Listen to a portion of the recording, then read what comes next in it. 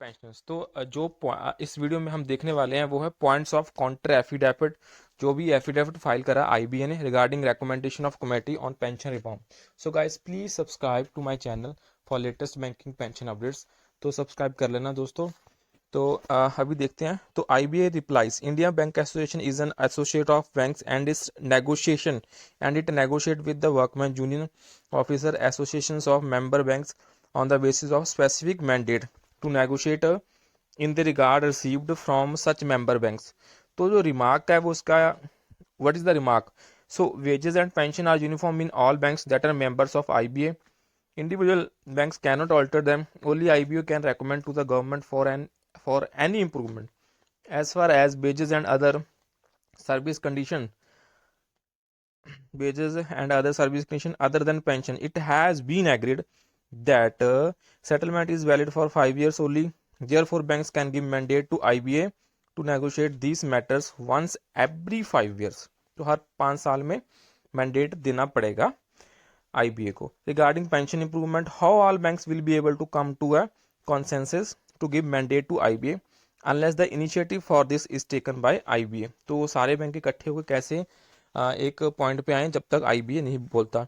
तो IBA has to clarify whether the representation of pensions for pension revision were sent to various banks and their views were obtained. तो representation various bank को भेजा गया है और उसका review मिला भी है उनको नहीं. IBA had in the past replied to the representation of pensioners for uniform DA and pension revision without asserting the views of individual banks. तो आईबीए ने बिना कोई बैंक्स के साथ इंडिविजुअल बैंक्स के साथ बात करे ही सब कुछ फाइनल कर रही है. Individual banks in reply to representation state that they have no instruction. उन्हें इंडिविजुअल जो बैंक्स हैं वो बता रहे हैं भी हमें कोई इंस्ट्रक्शन ही नहीं मिली from IBA on the matter. Representation to government are sent to IBA and IBA's reply is communicated to the pensioner. Therefore, the claim of IBA that they negotiate on the basis of a specific mandate is passing the buck only. तो वो जो IBA का claim है that they negotiate on the basis of specific mandate वो ऐसी अफवाह है. The reality is unless the IBA at the instance of government or in response to a strike by employees call for the mandate from banks will not suo moto give the mandate. तो ये पहला IBA का reply था और उसके corresponding जो remark बनता है काउंटर एफिडेविट जो अभी देना है. एंड नेक्स्ट है additionally contribution were also made to pension funds by the employees and banks based on the actuarial calculations. Hence the pension funds of the member banks for the payment of pension therefore has been created by the contribution from the bank employees and officers and not from any government grant. भी जो pension की payment है वो grant से नहीं दी जाती, वो pension का जो फंड है उसी से दी जाती थी. तो इसका जो काउंटरफीट वो बनता है remark. Pensions were introduced. Pension कब इंट्रोड्यूस हुई थी? In lieu of the contributory provident fund and employees refund the management contribution. जो एम्प्लॉयज़ रिफंड करते थे managements contribution to provident fund and interest जो उसके ऊपर एक्रू होता था alone and joined the pension scheme. Serving employees and retired employees did not make any contribution from their salary or other funds. जो serving employees थे जहाँ retired employees थे वो कंट्रीब्यूशन नहीं करते थे फ्रॉम देयर सैलरी और other funds. The employees who did not join the pension scheme at the time it was introduced in 1995 were provided another option to join the scheme in 2010 on the condition basis. जिन लोगों ने 1995 में join नहीं करा था उन्हें एक option दी गई थी आप 2010 में ज्वाइन कर लो on the condition that apart from the management की जो कंट्रीब्यूशन है with crude interest the retirees have to make additional contribution of 56% of the management contribution to PF and the serving employees have to complete. जो serving employees है उनको contribute करना होगा 2.8 time of their pay to meet a part of cost of pension payments. So this is the only time employees have contributed money to pension funds. एक अकेला दौर था जब एम्प्लॉयज़ ने कंट्रीब्यूट करा था पेंशन फंड्स की तरफ.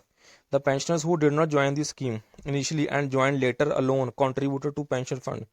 The employees who joined the pension fund originally did not contribute any money. The claim of IBA that pension fund has been created from contribution of bank employee and officer वो एक partially true है. तो 2010 में इन 2010 employees से जो उन्होंने contribute करा था कुछ हद तक और जो 1995 की पेंशन स्कीम थी उसमें नहीं करा था। तो ये पार्शली ट्रू है और पार्शली फेक है। That so for as the pension which is being paid to central government employees is not paid out of any pension fund created by contribution made by employees officer while in service but is treated as revenue expenditure। वो एक जो pension दे रहे हैं वो एक revenue expenditure है and paid out of the budget. वो budget के जो एलोकेशन है उससे पेंशन जा रही है। तो इसका जो काउंटरफीट रिप्लाई इन लोगों ने तैयार करा है वो क्या है, pension fund of bank out of which pension is being disbursed is not created, वो बनी नहीं है from the contribution made by the employees and officers.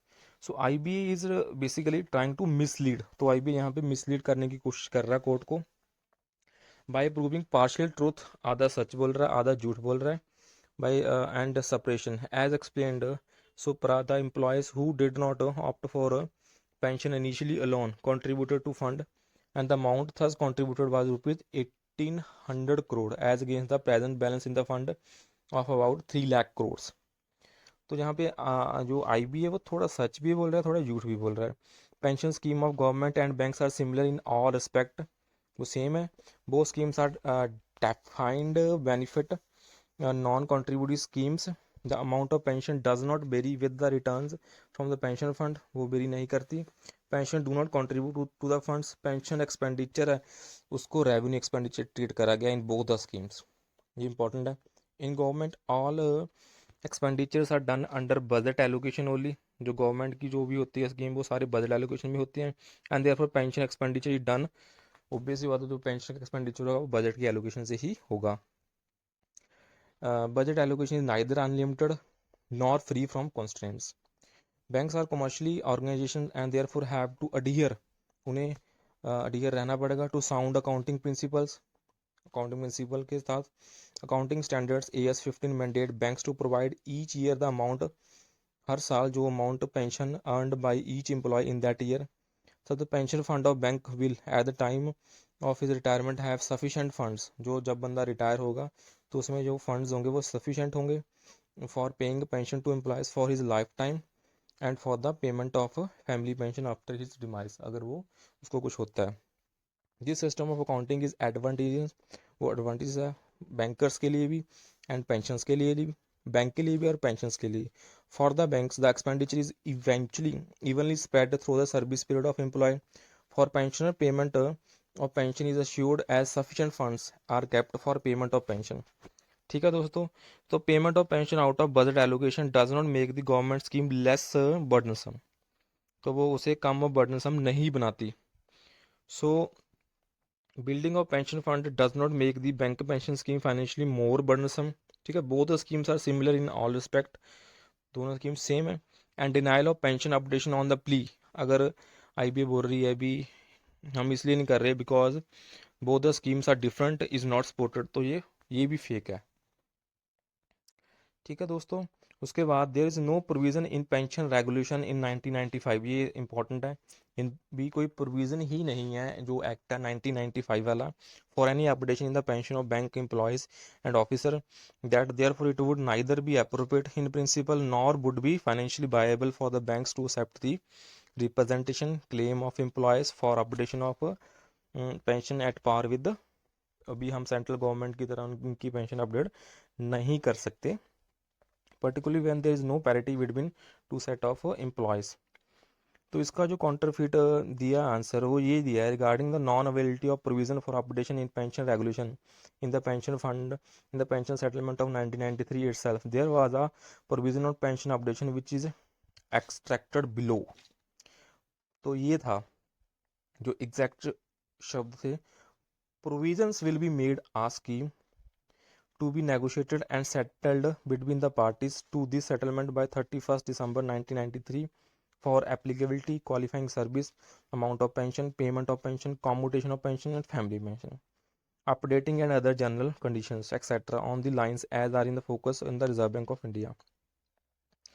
ठीक है दोस्तों, so in pursuance of the above clause two small committees with members from IBA, दो small committees बनी with members from IBA, union and association were constituted to finalize the pension regulation. It was agreed by the committee that updation of pension will be जो application होगा pension का वो will be as per the जो RBI की तरह हुआ and minutes were drawn accordingly and the draft regulation भी finalise हुआ। However the clause on updation was omitted, जो अपडेशन का क्लोज था वो उन्होंने ओमिट कर दिया, right.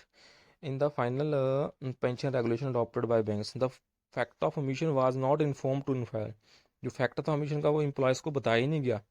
So employee join the pension scheme with the believe that updation clause will be added, जो अपने क्लोज बाद में ऐड कर देंगे, पर ऐसा उन्होंने नहीं करा।